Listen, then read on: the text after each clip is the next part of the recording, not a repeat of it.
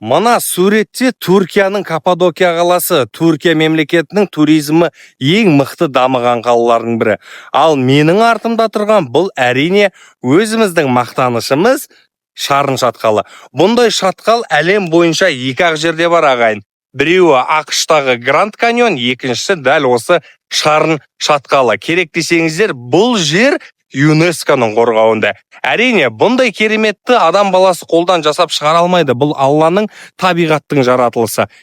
Ол ақиқат. Ағайын, Түркия мен жаңағы Каппадокия қаласымен дәл осы Шарын шатқалын салыстыратын болсаңыздар, Шарын шатқалы әдемілік жағынан да, табиғат жағынан да бір басқа дүниесі бойынша да ол Каппадокиядан еш жері қалмайды. Біздің кемшілігіміз бір-ақ жер. Олар қолда бар алтынның қадірін біліп, сол жерді дамытып алды.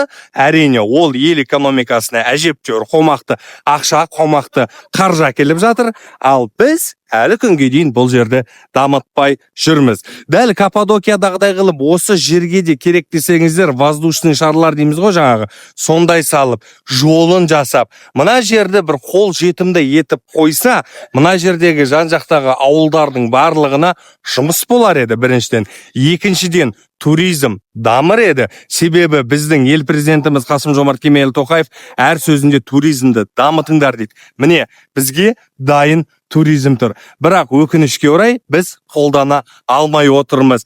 Ал егер жаңағы дүниелердің барлығын жасайтын болсаңыздар, бұл жер Каппадокиядан ешқандай жері кем болмайды. Және біздің сол Турцияда воздушный шарды көру үшін барып жүрген жерлестеріміз осы жерге келіп, осы жердің экономикасын дамытар еді ағайын. Сондықтан бұл жердің табиғаты да, бұл жердің кереметтілігі де, бұл жердің әдемілігі де Каппадокиядан артық болмаса еш кем емес.